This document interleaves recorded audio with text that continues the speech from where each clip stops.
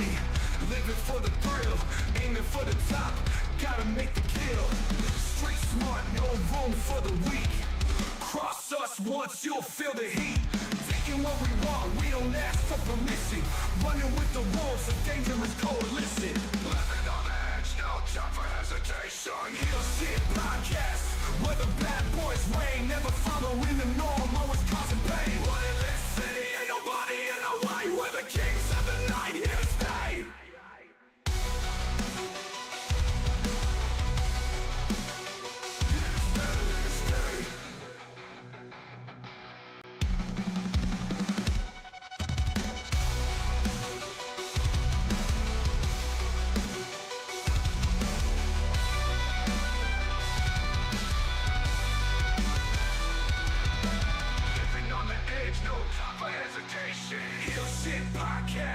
Where the bad boys reign, never following the norm, always causing pain. Running this city, ain't nobody in our way. We're the kings of the night, here to stay. Heal shit podcast, where the bad boys reign, never following the norm, always causing pain. Running this city, ain't nobody in our way. We're the kings of the night, here to stay. We're the kings of the night, here to stay. We're the kings of the night, here to stay.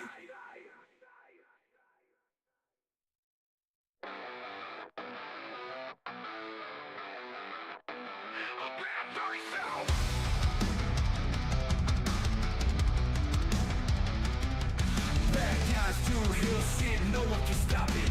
Walking in the shadows, always all the profit. Fast cars, big dreams, living on the edge. Haters talking trash, but we ain't even faced. Just some rebels with the cars, breaking all the rules. Bosses in the game, always playing it cool. Living fast, we ain't slowing down. Always ready to turn heads around. Heal shit podcast, where the bad boys reign, never following the norm, always causing pain. But in this city, ain't nobody in our way. We're the kings of the night, here to stay.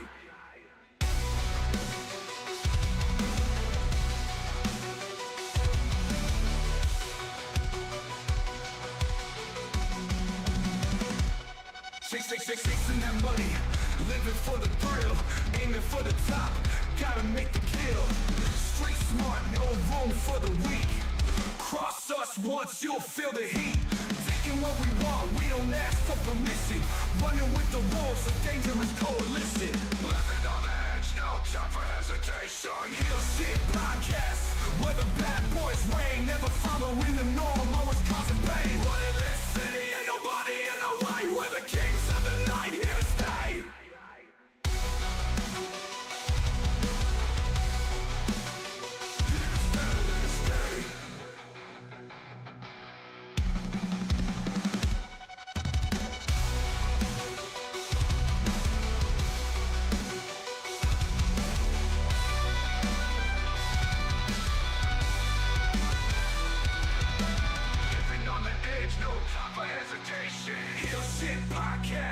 Where the bad boys reign, never following the norm, always causing pain. Running this city, ain't nobody in our way. We're the kings of the night, here to stay.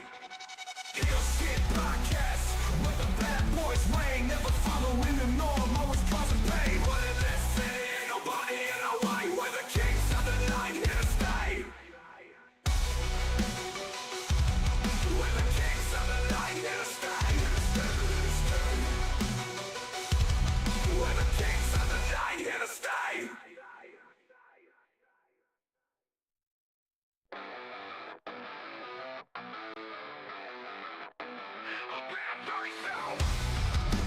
Viewer discretion time. Viewer discretion is advised. What up, Heel Faction? Welcome back to Heel Shit. Why do we call it that? Because bad guys do heel shit. I'm Dark Cordz, that's Draven Grimes, and it's Tuesday, so with us as always is Edgar from the Snug Wrestling Podcast, bringing us the biggest news stories of the week. We've got some John Cena stuff, we got some AJ, Karrion, Kross stuff, some Judgment. We just got a bunch of shit, and we're going to go through it Whole bunch. right after this. Fuck it. Cool! Living fast, we ain't slowing down. Always ready to turn heads around. Heel Shit Podcast, where the bad boys reign. Never following the norm, always causing pain. How's it going, fellas? 2 words. What up? 2 more words. Food porn. Food porn. Well, Yeah, man. I can't wait to eat them ribs. I fucking hate you so much right now. I hate both of you. Not you, but the other one. Let's get this over with. I got some ribs waiting on me. Well, guys, for Dark Chords, I'm Draven Grimes. This is all right. Let's talk some news. Let's get this shit over with. What's first? Unabomber? Let's let's go with someone who's way worse than the Unabomber right now in the world of pro wrestling is John Cena. John Cena. John Cena sucks, y'all. We finally heard from John Cena after the Elimination Chamber, and no one knew what he was going to say. And he played the victim card. He upset a lot of people. He blamed the fans for this. The fans are the worst of the worst. You guys treated John Cena like shit, and now John Cena has broken up with every single one of you. Even you, Draven Grimes, especially you.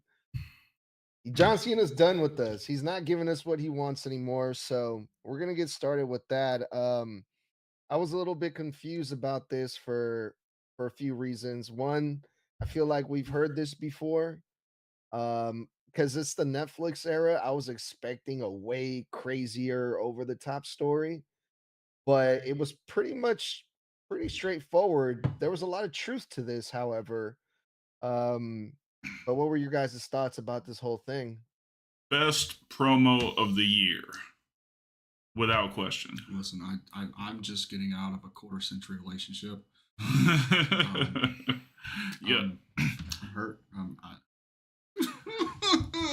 What was so brilliant about this is how closely WWE and I guess Cena himself have been paying attention to the IWC since his heel turn, because he made a big deal out of saying, you're not getting a new outfit. You know, you're not getting new music. This is me and what I'm going to do. And the whole thing about a toxic relationship with the fans. Like, I thought it was brilliant all the way around. There's nothing bad that I can say about it. I'm surprised it took this long to get a fucking heel turn. I fucking love it. I'm enjoying every bit of it. And remember what Cena said on the CVV interview that he had last time. A heel John Cena is going to be the opposite of what you expect. What did you see Monday afternoon? What the fuck ever? The same motherfucker? No. The way he carried himself, polar opposite. The way he spoke, polar opposite. The way he embraced the fans, polar opposite. He is now our daddy. Because we get nothing. Nothing. You wanted this, that, and the other. You're getting nothing, and you're going to fucking like it. It's fucking brilliant. Now, my only critique was some of the filler shit. Could have cut it down about 3-4 minutes before Cody came out and done his thing. Could have. Because, like, towards the end, I was starting to kind of just teeter off a little bit. But the psychology in that segment, the way he walked out, the way he walked to the ring, the way they were mocking him and he started to leave and they lost their mind. Mm-hmm. Like this is Psychology a genius in this business. John Cena doesn't get near the credit he deserves for his psychology, for just being an all-around great performer. They were eating out of the palm. He owns fans right now. He's always had that ability to Right. fucking own them. But this right here, if professional wrestling had a class in college, this 20-minute segment is Psychology 101. And you're right. We've heard this roundabout storyline before about, feeling the fans turn their back on you. It's their fault for the heel turn, blah, blah, blah. Yeah, it's corporate rock all over again. It's a tried and true old school booking. It works. It works every time, especially when you have somebody like Cena who, I've said it for as long as we've had this show, it's the best mic skills of all time. Mm-hmm. So the psychology that just played out during that segment is a masterclass. And Cody came out, same exact thing. Yep. Old school, tried and true booking. Doesn't matter what era it is, because the athletes progress and change, and stylistically it changes over the years. Mm-hmm. But the meat and potatoes is the same shit they've been pulling forever. You can't fix what's not broken. Right. Very simple. And, with Cody being a Rhodes, he learned from a masterclass too. Oh, yeah. He learned from the babyface of professional wrestling. Yeah. So he knows how to pull those heartstrings. He knows when not to. And this right here, between these two, this is going to be. They're going to be in the same building live again next week. God knows. But here's the thing. They didn't touch per se. Right. But Cody, with that insult right at the end, is that going to be the trigger that pushes Cena over the edge and has him fucking touch? Or is it one of those things where he starts second guessing and reverse the shit around? Because I could see it go both ways. Because think about how Cena left the arena after that promo. As soon as Cody got done, threw the fucking mic at him and walked out. You can kind of see that look of shit, right? But at the same time, you can see that look of, I'm going to fuck him up. Yeah. Like, it could go either way, and I'm fucking here for it. As much as I wanted to see the new look, as soon as I wanted to see new music, new, complete contrast like he was going to at WrestleMania 28. And I still think we're going to get that. But the way he explained it last night, yeah, dude, we get nothing. We don't get what we want. I think we're going to get all that. But I still think he's like just fed up. Like, maybe he's not evil right yet. Maybe he's just sick and tired of how he's been treated, and that's the bottom line of it. So Cody might push him to be that evil heel, and I do think we will see a new look and new music eventually. I'm not against it, but at this point I don't see it. But let me stir the pot a little bit, if you will. I'm not going to cook. I'm going to simmer just a bit. Mm-hmm. This promo happens next week. Cena goes after him, but he doesn't go after him in a fucking heelish way. He just beats the shit out of him. Right? No chairs, no shit like that. Good point. Anyway, what if Dwayne starts showing up and he's that fucking devil in his ear? What if that devil in his ear pushes Cena too fucking far to the point he questions his own morality? And at WrestleMania, in order to say fuck you, Dwayne, he turns babyface.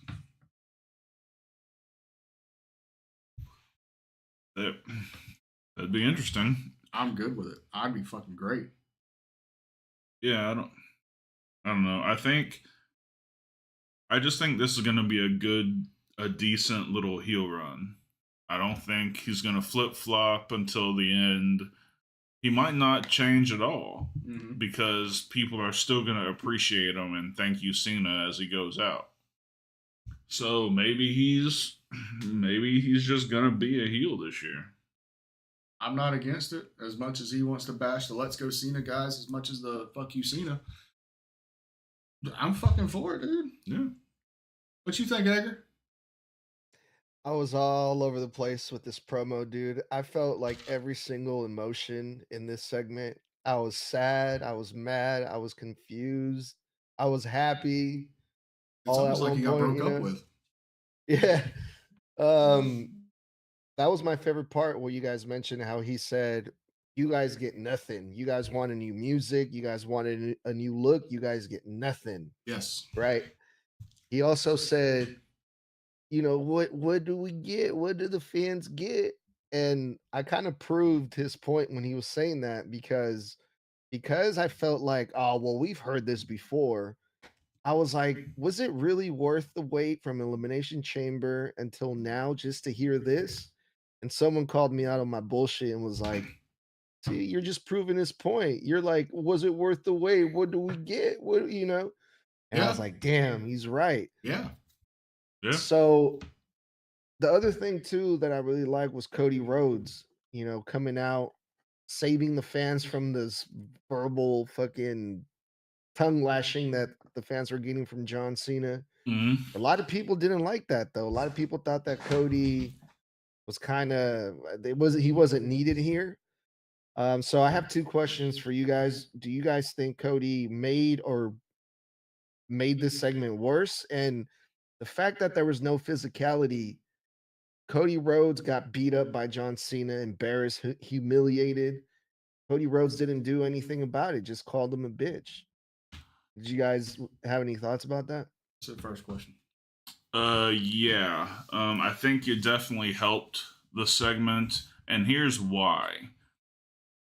WrestleMania is not until April 19th. Yep. It's much later than it normally is. Mm-hmm. So they still have a story to build. Yeah, 4 weeks. They have a story to build, and it will get physical. There's no doubt. But Cena hasn't been around, so there's not been really any storytelling other than the heel turn up until this point. So I think, and with as great as both of them are on the mic, I thought this was perfect for a month out. Yes. For me, I also think the Cody at the end was warranted. Just because the way Cena was going, you can kind of tell, like the last 2-3 minutes, like I said, if they cut about 3 or 4 minutes, cut out some of the fluff, so to speak, he could have ended on a fucking high note, so to speak, and got booed out the fucking building. Right. But you can kind of tell, like the fans were kind of, I'm getting tired of this, right? And it is, as much as I hate to admit it, wrestling fans are like goldfish. They only remember the fucking last 30 seconds, right? So if the previous 30 seconds was just blah, blah, blah, blah, blah, nothing really worth a shit, because could you tell me the last 30 seconds of his promo before Cody came out? Could you, Edgar? No. Mm-mm. You remember fucking Cody coming out. You remember him calling him a bitch. And the whole lack of physicality, it can boil down to this. Even though Cody's hurt, Cody still has respect for John. And Cody hasn't been pushed far enough. At this point, he sees John as just somebody who's fucking hurt. And he doesn't want to face this whiny little bitch, so to speak. He wants to face the 16-time world champion. He wants to face the legend. He wants to face the GOAT. He wants to face the future undisputed Hall of Famer. Mm-hmm. He doesn't want to wrestle this whiny bitch. Right. And if him having to hold himself back and try to mince words with this man to try to get that John Cena to come back, yeah, no violence was needed. No. The word said enough. And I don't know, do we know other than next week if he's showing up at all for the rest of I didn't know anything till this morning about him being announced for next week. Okay. I think they've only announced him for next week so far, which tells me we probably won't see him. Yeah. But as aren't they often. doing that overseas tour for the next couple of weeks, like 2-3 weeks now? Maybe. So They've been there for I think 2 this Raws now. I think this SmackDown is the last one. Maybe. I'll have to look into that. So I'll look into that right now, real quick. And why the fuck isn't this taking place on SmackDown? Like, it's the SmackDown belt. Is Cena gonna show up to SmackDown ever?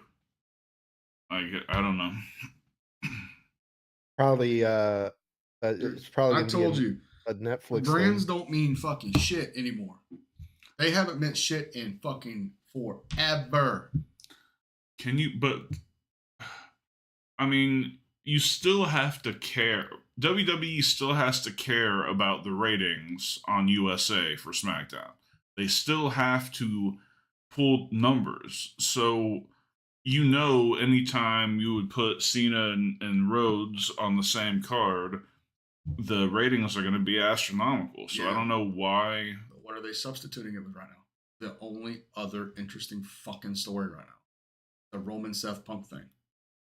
That was on Raw too. Yeah, but they announced it on Raw that Punk, Rollins, and Roman's going to be on SmackDown this Friday night.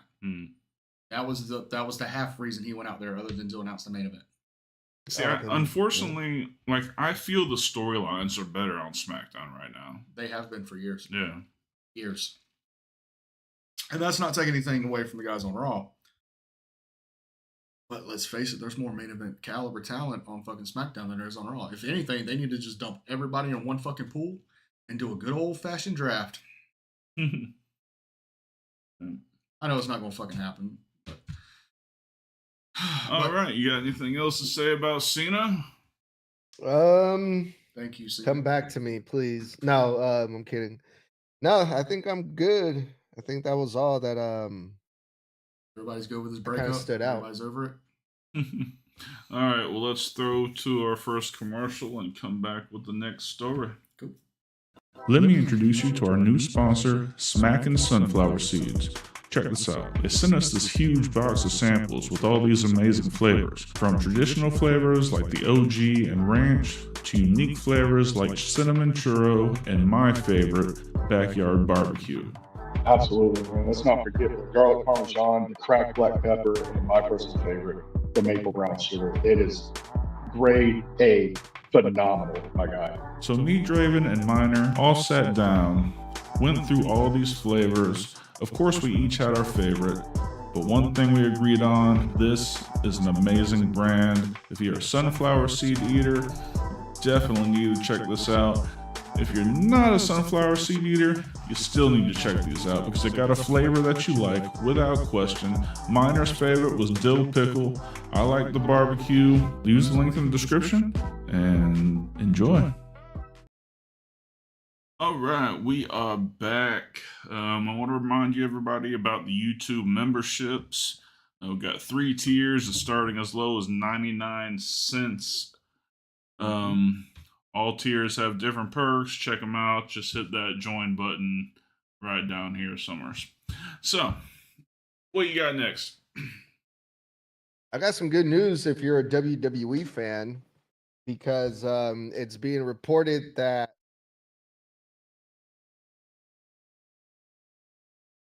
sorry about that. My mic just We could hear you. Yeah, we hear you just fine. okay. Sorry. So yeah, so if you're a WWE fan, we got some good news. It looks like WWE is interested in signing a new talent, a new star. This guy, he's not new to the wrestling business. I'm talking about Jeff Cobb. I believe right now he's currently under contract in New Japan, but he's about to be a free agent soon, and the WWE is looking to pick him up, which would be a great signee for the WWE. Jeff Cobb, I'm pretty sure he's considered a veteran now at this point. 42 years old, been wrestling in 2009 in every promotion you can possibly think of, including AEW, Lucha Underground, a freak athlete, just a total badass in the ring. How do you guys feel about And seen Jeff Cobb join the WWE. for you Lucha Underground fans, he was the monster Matanzas Cueto with the mask. So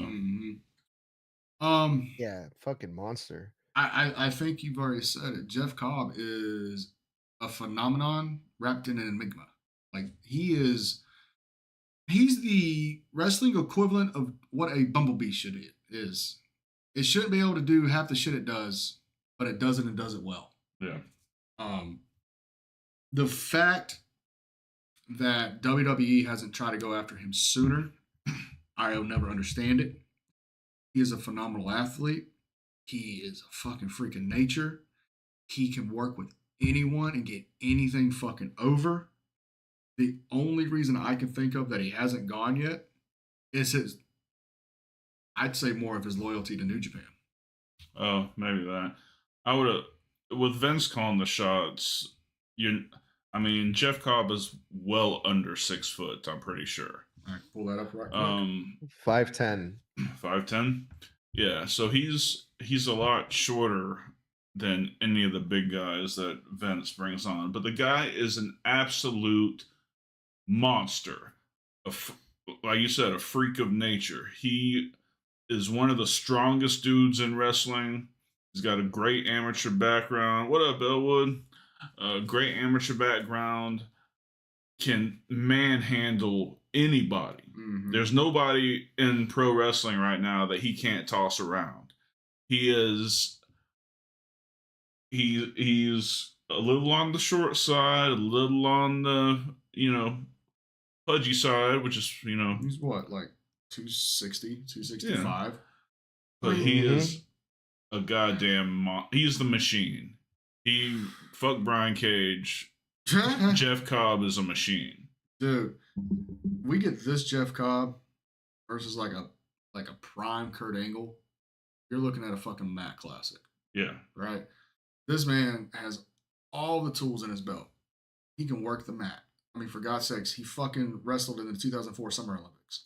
Didn't win it, but he was there, which means he is high caliber. Elite. Yes, he's a high caliber amateur wrestler on top of his power game. And God bless him for it because he doesn't use his power game as often as he can. So he doesn't put himself in that corner, kind of like how Shane Mercer described it a year ago on our podcast. If you do something so many times, you put yourself in a corner to where if you don't fucking do it, they don't want to fucking see you. Right. What's the two things that everybody wants to see when Jeff Cobb's in the ring? For the Isles. Mm-hmm. The pop-up German. Pop-up German. Other than that, he can do any muscle move he wants. He can do any technical move he wants. If he wants to go fucking fly, he can. And that Tour of the Isles is fucking sick. I have tried, dude. I don't understand how his back can fucking handle that shit. Yeah, no, it's ridiculous. He's a gorilla. Yeah, and for those of you that don't know what the fucking Tour of the Islands is, basically it's a fucking power slam that you stall in mid fucking rotation and fucking rotate the other fucking way. Yeah, so it's a lot harder to take from the opponent. Because there's so much head whip. And he's hit it on a lot of motherfuckers. Big motherfuckers. Yeah. Yeah, no, he's an amazing athlete. I can't sing his praises enough. Mm-hmm. The moves that he pulled out as Matanzas Cueto, sickening. Just sick. You know much about him? Yeah, from mostly from AEW. The times that I've seen him in AEW, I was automatically just like hooked when I saw him, and I always wondered why wouldn't AEW sign this guy, but I think Draven just explained it because he's probably faithful to like New Japan, which makes sense because every time he would go to AEW, he would just get beat anyway, and I'm like, okay. Well, also think every time you did see him on AEW, that's when they had a working relationship with New Japan. Yeah, absolutely. He never came just as like a free talent. Yeah. So with the WWE presentation, especially the way that they've been booking Jacob Fatu, I have high hopes for this if he does go to the WWE. However, I'm not saying he is a Jacob Fatu. WWE is signing a lot of people also in the other hand. People like Andrade, for example. He's only had like a handful of matches in like how many months? So it's like, I wonder. I just hope that if they sign him, he doesn't get the Otis treatment. He's just a big guy, just there, just being goofy. No, they definitely need to focus on his athleticism because he can fly, he can nip up. He's not fucking Otis. Like he's probably hand to hand almost as strong as Otis, but his athleticism is top notch. Mm-hmm. Yeah. I So think they can do something special with Jeff Cobb in the WWE. At least that's what I hope. Now, do you guys see him going to the main roster or NXT? unfortunately, probably NXT, but there's nobody on the NXT roster that should be able to stand a chance. I mean, I guess what is his name? Obafemi. He's a big dude too. I think but NXT would be a good fit for him, just to get him some fucking ring time under the WWE style of working. yeah, I think he could fucking be a goddamn monster in there. Now, do we put him in as babyface? We put him in as heel. I could definitely see him run amok as a fucking heel. So Obafemi's Yeah, babyface. heel, dude. yeah, he'll probably. Yeah. And technically, he's Samoan, so they could run that angle. I don't think so. Because remember, they still got Hikuleo on the fucking sidelines. And he's like a direct fucking link to the bloodline right now. They ain't touched him. Right. I mean, Jey Uso has a mystery partner next week. It's probably going to be Jimmy. Probably. Let's call a spade a spade. I mean, that shit with gone through last week with Jimmy on SmackDown, it just makes too much sense for Jimmy and Jay to team up and take out A-Town down. Yeah, I forgot about that. Yeah. Yes, sir. So, any last thoughts on the Jeff Cobb? Hurry up and sign him. WWE taking too long, bro. Well, at this point, we're just now waiting on his New Japan contract to finish up, and if he so chooses to sign with them, he might re-sign with the New Japan. I mean, New Japan's done well for him in the past few years. Yeah. All right. What you got next? Next. We're going to talk about the Judgment Day. Okay. Right when I thought that Dom and Finn were finally going to get along, Dominic Mysterio got his boy an Intercontinental Championship match. Finn Balor was so happy about it, and I'm like, good, they're getting along. And then they quickly went back to the squabbling and the bickering and the fighting because Dominic Mysterio brought the idea to add Penta to the Judgment Day, which did not make Finn Balor happy. Mm-hmm. And then we fast forward to the main event. Dominic Mysterio pretty much cost Finn Balor the match by interfering and getting in the way and made a big mistake. Braun Breaker took advantage. So the Judgment Day continues to have problems. Slowly but surely, I'm pretty sure this is going to lead to a breakup. So I want to know what you guys think about, them breaking up, or what do you think is going to happen? You want first? You want me first? Yeah. So, this is the vibe I'm getting for Judgment Day right now. Seems very Bullet Club-ish. And the reason what I mean is, it seems every time they want to bring somebody in, they got to kick somebody out. Right now, JD's out with the puncture lung and the broken ribs and stuff, and I'm not quite sure about his timetable and his return. But because of how perfect the story would be, watch the Finn Balor ejection of fucking Judgment Day be right around the time JD comes back. Watch JD turn on fucking Balor. Blood feud for the next few fucking months, similar to how they did Damian and fucking Finn. Now it becomes the enemy of my enemy is my friend. What if he has to go and reunite the original Judgment Day? Edge coming back. Now you're talking about fucking Cope. No. Judgment Day really took off when fucking Cope got out of that motherfucker. Oh, yeah. Let's call it what it is. Absolutely. No, I'm talking about you got Rhea, you got Damian, and you got Finn versus Dom, Carlito, JD. Oh, you think Finn's gonna Turn to babyface. Dude, it's too perfect not to at this point. If he gets ejected from Judgment Day, he's automatically going to go baby. Yeah. The best way to do it is have his. But isn't he like? How would he get ejected from Judgment Day? I've already seen the CSB playing about Dominic just going behind his fucking back. What if he just says fuck it, has a majority fucking rule of a new fucking member? JD comes back to kayfabe, have Finn's back, and stab him in the fucking. Yeah. Regardless of who the new member would be, I don't have any fucking names. It's obviously not going to be fucking Penta. It's not going to be Ultima Maga. It's not going to be any of those motherfuckers. Did it tickle your cockles? A little bit. Little bit. That's Chad Gable. But I think even if they want to do like a handicap situation where they put Liv or Raquel into the situation, you make Finn turn into a demon. Let's face it, Demon Balor is basically two regular fucking workers in one. The way they got it fucking worked out. He only brings that out every once in a great blue moon. We haven't seen it since the Hell in a Cell with fucking Edge. And what was that? 23? Something like that. Yeah, it was the Mania that Cody came back. So, yeah, it's like it was in like 23. No, 22. Came back in 22. He worked 23. Right. He won the title at 24. Okay, so yeah, 22 when he worked Copeland.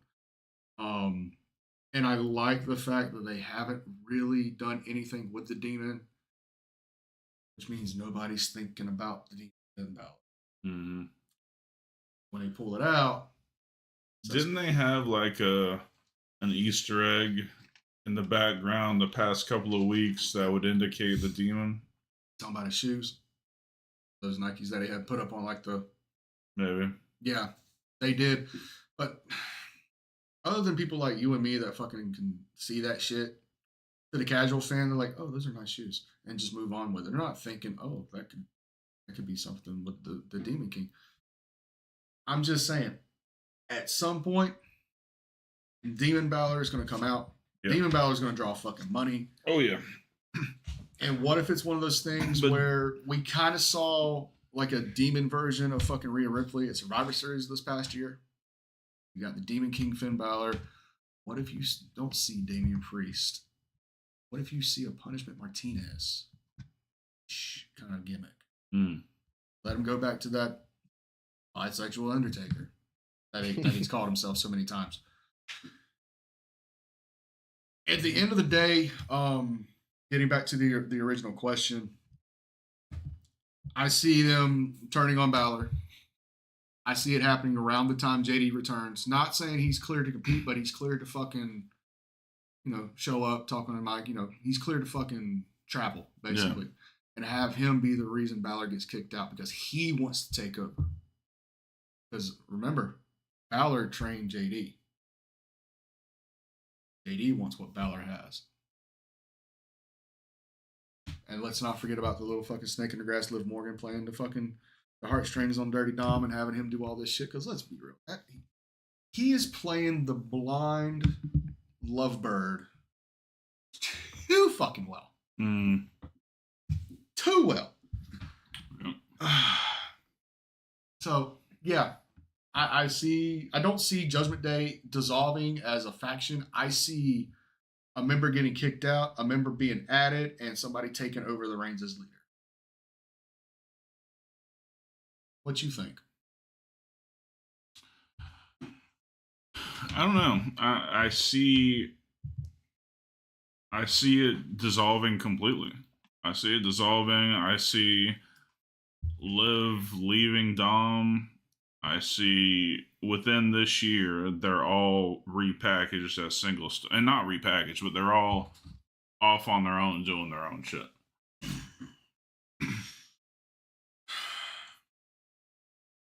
I mean, there's no way that Liv is... She doesn't even act like she's happy to be with Dom anymore. But if they wanted to pull the trigger on that, they had the perfect opportunity at Raw Netflix, and they didn't fucking... At least with a Dom Liv situation. Because that's what it felt like whenever, Dom was trying to get back with Rhea. Until he got dick kicked. Oh, fuck. that dick kick has some malice to it. Kick him in the dick. Kicked him in the dick. I don't see that. I see them kind of just draining this Judgment thing fucking dry until they're just another fucking bullshit faction. Because if you break them all up, where the fuck does Carlito go? Carlito ain't gonna fucking do anything. All right. Where the fuck is Raquel gonna go? Back to NXT? No, her and Liv will probably stay together.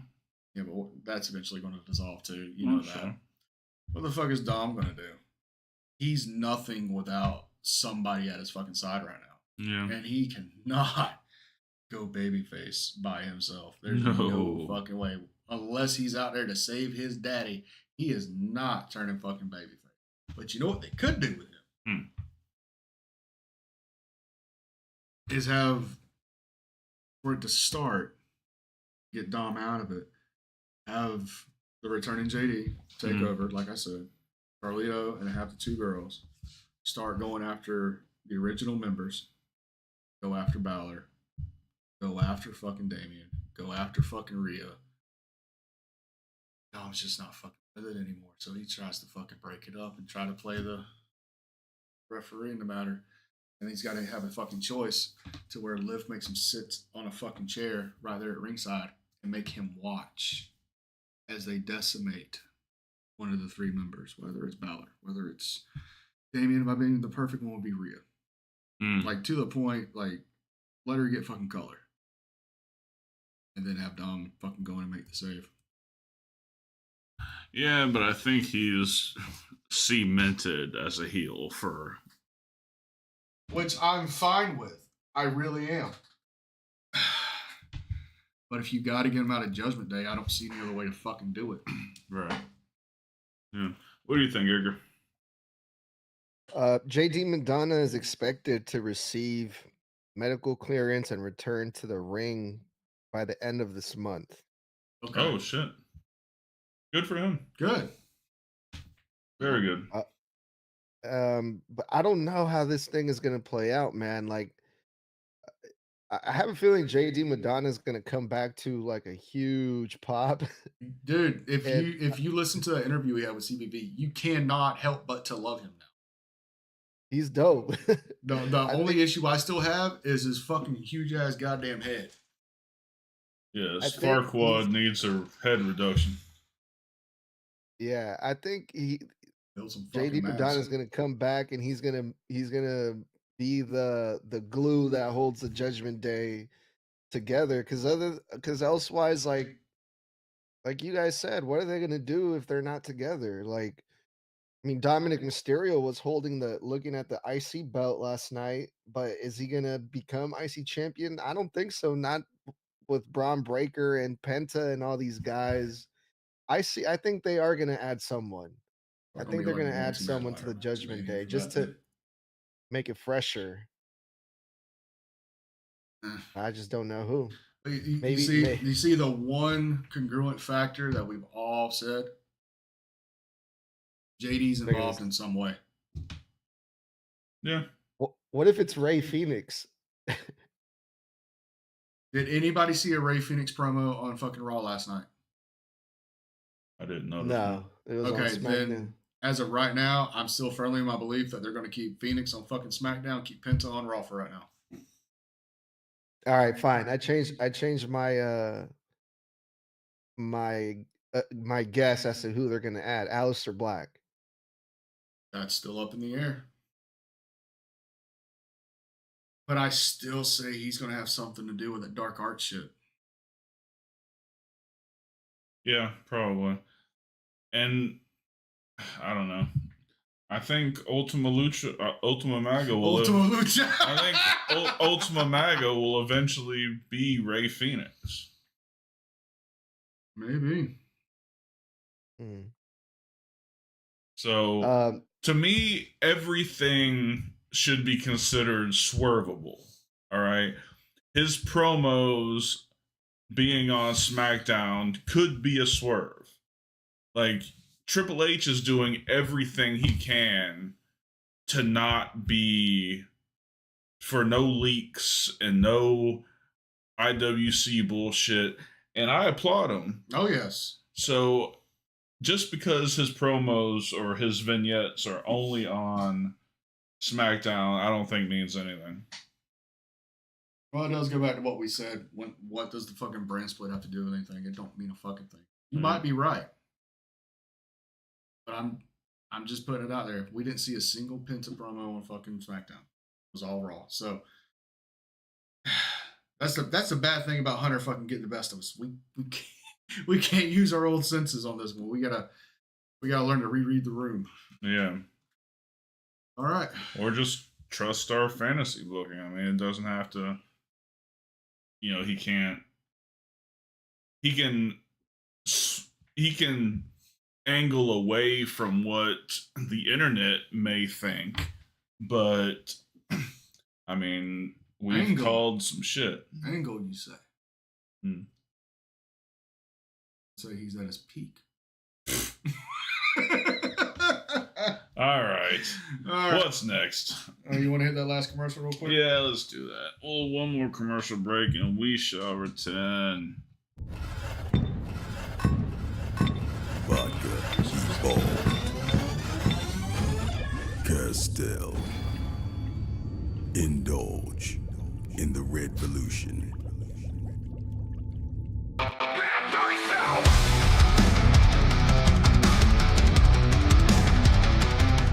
Bad guys do hill shit, no one can stop it. Walking in the shadows, always all the profit. Fast cars, big dreams, living on the edge. Haters talking trash, but we ain't even faced. Just some rebels with the cars, breaking all the rules. Bosses in the game, always playing it cool.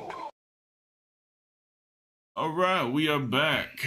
Remember the YouTube memberships, 3 tiers as low as 99 cents. Mm-hmm. Awesome perks. Check them out.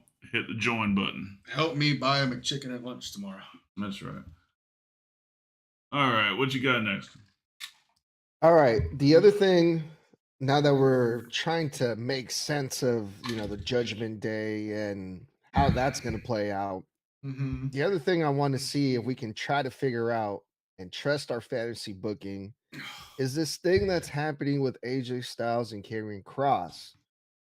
Karrion Kross, for months now, he's been doing this thing where he tries to get in people's heads, trying to recruit them, like Xavier Woods, trying to turn people against each other. I don't know what's happening with Karrion Kross, but now he's having backstage segments with AJ Styles. Last night on Monday Night Raw, I don't remember verbatim what Karrion Kross was saying to AJ Styles, but what do you guys think is happening here? Do you guys think this is like a new tag team starting or maybe a feud? Or what are your guys' thoughts on this? Because I cannot wrap my head around this. I don't know what the fuck Karrion Kross has been doing in years. I don't know what this character is. He's just a fucking creeper. Like he's just that guy that slinks around and like I don't know, weed comes up missing and he's around all the time. Like it's a creepy fucking, like, not creepy in the supernatural Dark Cordz' creepy sense. Creepy in the hide your kids, hide your wife kind of creepy. I don't get it. I don't know. Yeah, I'm interested to hear what y'all have to say because I don't fucking understand what they're doing with him. They've been shit with Karrion Kross his entire WWE career, and what do y'all think? Edgar, you or me? Go ahead.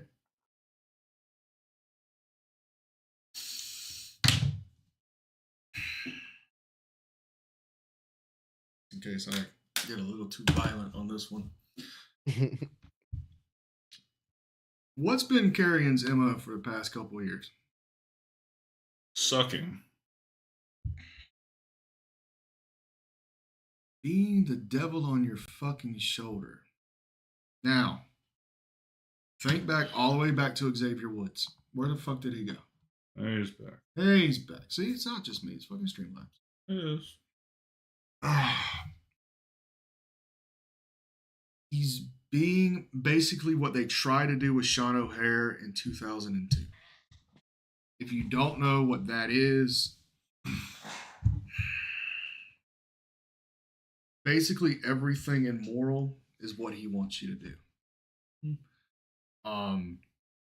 He wants you to go off those bad vibes. He wants you to, if you have this malicious thought to fucking do it. If you've ever had an idea to where you should stab somebody in the back, fucking do it. He did it with fucking Xavier. He started driving a wedge. And what happened with that? That shit spread to Kofi. And what happened to that? New Wave. Turn heel. New Wave. Jesus fuck. New Day turned heel, kicked Big E out, and now we have a fresh coat of paint on New Day. Right. They did the same thing with fucking Sammy. All right? But Sammy's morals were too fucking much for him to fucking conquer. Right? But you could see during that time span when they were doing that shit that the wheels were kicking and Sammy had a contrast. Trying to figure out what was right and what was wrong. Should I fucking just pull the trigger on this? You know what I'm saying? Mm-hmm. Think back to the shit with fucking Seth getting Haluva kicked 3 or 4 fucking times. Was it a coincidence? Yeah. Was it just wrong place, wrong time? Maybe. Or maybe Sammy did do it maliciously, intentionally. Yeah, see what I did there. Buy the shirt. Oh yeah, I got the malicious You t-shirt. do. Yeah. That was not fucking planned at all. Promise, but buy the shirt. So I can see this going either way, like you said, whether it is with the feud or as a tag team. Don't really have too much going on with AJ Styles right now, other than the Logan Paul bullshit, which is probably just going to be a fucking letdown at fucking WrestleMania. So I see this culminating at WrestleMania. It's either going to be Karrion and AJ going out of Mania into Backlash, feuding with each other. Or maybe AJ reverts to his evil ways, goes back to the lone wolf. Now, I don't know how much you remember that gimmick in TNA. If you want to watch it, go to YouTube. They got the complete fucking timeline of the lone wolf AJ Styles. It's fucking good. It's fucking great. AJ can play that soulless character. AJ can. His character work is very underestimated. People overlook it so fucking much because they see Get Ready to Fly AJ, right? They see Bullet Club AJ. They see You Don't Want None, but they tend to forget he's got that chip on his fucking shoulder. AJ can switch those gears and be that dark one when needed. And I'm going to be real with you. When I was watching that shit TNA in 2010, 2011, when he started that transition into the Lone Wolf character, as a fan, worried me. Because for all these years, I saw white meat babyface AJ. Yeah, I might have seen him turn heel, but it was like comedic bullshit. Right. It was never the serious, dark, gritty, relatable persona. Right. And AJ can fucking lean into that, especially right now, because he's made it very clear. He's not wrestling till 50. He's 48 now. We may have a year, maybe a year and a half of AJ Styles before he's done. Basically, when his contract is up, he's fucking done competing, period. He don't want to fucking bump no more. He don't want to do nothing. He wants to go home to his family. Respectable. I get it. So what do you do with him? My opinion, you put him with somebody that has nothing right now, and you make something out of it. Whether it's with a feud, whether it's a feud that turns into a tag team. Could be that. You know what I'm saying? Like, what if he hasn't? I'm sorry. Go ahead. What if Kross is in his fucking ear, and Kross pushes him to be that dark side again, to have his evil ways again, and this meticulous AJ who sees things a little bit more clear now because he's not trying to adhere to the fans. kind of sees what Karrion's been trying to preach to him this whole time. They join forces. What if they get a tag team title run? What if they let him fucking end his fucking career as a tag team champion? I'm fucking good with that. He's not going to win the fucking world title. Sure. They're damn sure not going to put the WWE title on him. Cody's too fucking hot right now. He hasn't had like a real heel run in WWE either. Bullshit. I mean, has he? Do you not remember the feud he had with John Cena? 2016? Dude, that was fucking great fucking work as a heel. But if you're talking like... He hasn't had a malicious heel. He's never had any reason to be that malicious heel. Right. He was just the standard heel. But he had a fucking hell of a heel run in 2017. I remember the feud with John Cena, but nothing sticks out to me as being like anything other than just your run-of-the-mill surface level heel. No, it was nothing crazy. Hmm. I think, who was it? Did he show up to LA Knight's house or something like that? No, or the other way around? What are you talking about AJ or Karrion? AJ.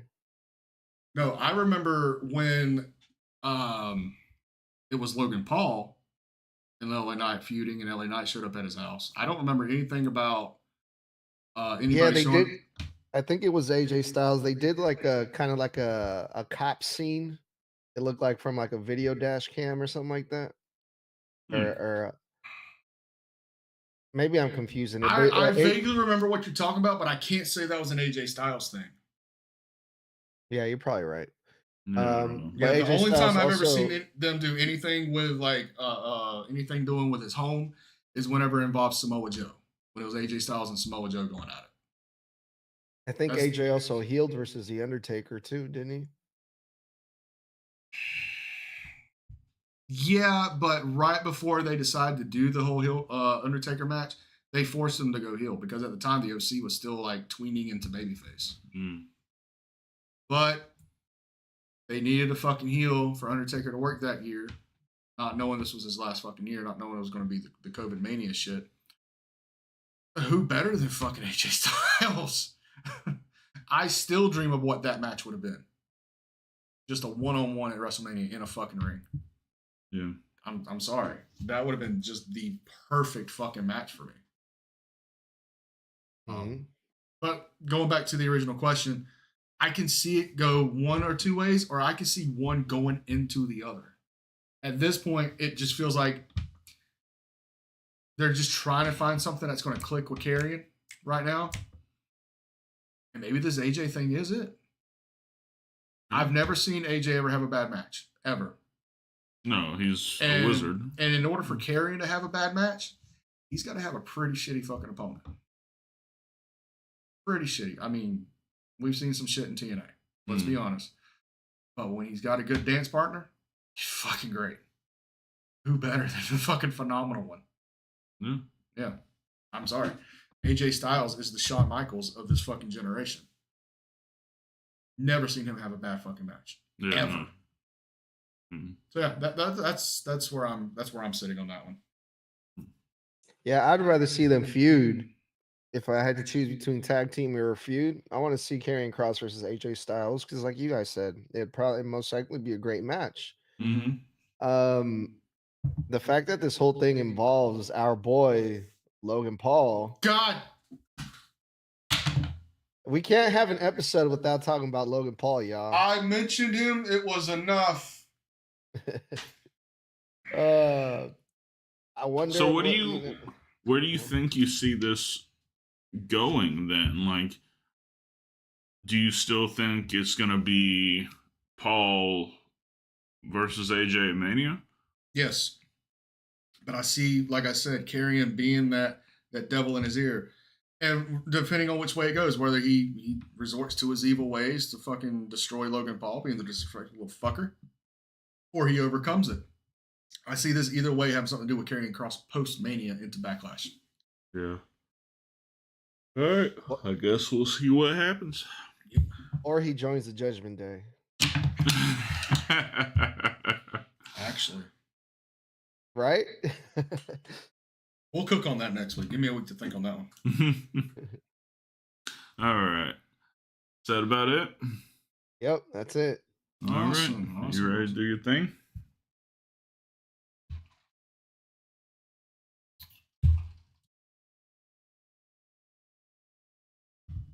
Ladies and gentlemen, do not forget this Thursday night is Talking Shit with your boys Dark Core, Draven Grimes, where we're going to sit around, talk shit, have therapy, and I'm probably going to get some Bud Light Lime Johnny because it's the king of fucking beers with a lime twist, motherfucker. Don't hurt on the man, all right? He's been through a lot. He wants his beer. Ski ski. Don't forget, this coming up weekend is HSP live Sunday morning, 11 a.m., where we are going to do a top 5. Top 5 alternate finishes that make more sense than the actual finishes they have. I know it's a big one. We're going to work on the fucking name, but you understand your fucking homework, correct? Yes. Essentially, it's going to be we're each going to bring our top 5 wrestlers who need new finishers. More succinct. Fuck off. This is why you do this part and I do the other thinking part. I thunk a lot. All right? And let's not forget, every Tuesday night, it is Week in Wrestling with your boys, Dark Cordz, Draven Grimes, and Edgar from the Snug Wrestling Podcast. By the way, Edgar, plug your shit. Yes, hit me up at Snug Wrestling on social media. Check out the show on Apple Podcasts and Spotify. The next one that I got coming out, or the next big one, I have shows coming out like every other day, but Right? on It's hard to keep up with Monday- your ass. yeah, on Monday, March 24th, we have a special episode coming out where we talked about Sheamus and the Intercontinental title. Does he deserve to win it? Should he become, what is it called? Grand Slam champion, or is he past his prime? So we discussed that, and also What time? we're Real quick, what time are you recording that one? it's already done. Oh, you son of a bitch. Yeah, we recorded this one like last month. I'm just barely putting it out next week. But we can talk about that too. I love Dude, to hear you guys' got to let me opinion know on that. what you working on, man. That I could have cooked on. Yeah, well, we can do that. We can do that for sure. But the other one that I want to do with you guys is the Adam Pearce and Nick Aldis comparison. Who's the better general manager? So stay on the lookout for that one. Yes. We're gonna get going on that. But for now, check out what I got out so far on Apple Podcasts and Spotify. Yep. Definitely make sure you get this man up to our numbers, to the Heel Shit Factions numbers. Want to help this guy out as much as possible. He helps us out tremendously with some of the video editing, some of the cutting, and also with the promoting. So get this man shit up. We want him to be made, paid, and hopefully laid at some point. And let's see what we do with that. Oh! The merch. The merch is beautiful. We have Forbidden Kingdom merchandise. We have Dark Cordz merchandise, Draven Grimes, Ripper Louise. You know the whole spiel. We got it all, plus the Hill Shit Podcast merchandise. All at an affordable rate. At least for you guys. God damn it. And let's not forget one last time, the premium subscription for YouTube, starting at just 99 cents. Each tier from 99 cents, $1.99, $4.99 has its own perks, its own special shit. Hit that shit up. Means a lot to us. Help me buy lunch tomorrow. Let me get a fucking McChicken or some shit. And that's about it. All right. Well, thank you guys for joining us. I hope you enjoyed as much as we did. For Draven Grimes and Edgar from Snug Wrestling, I'm Dark Cordz. This has been Heel Shit. Why do we call it that? Because bad guys do heel shit. Peace. Heel Shit Podcast, where the bad boys reign, never following the norm, always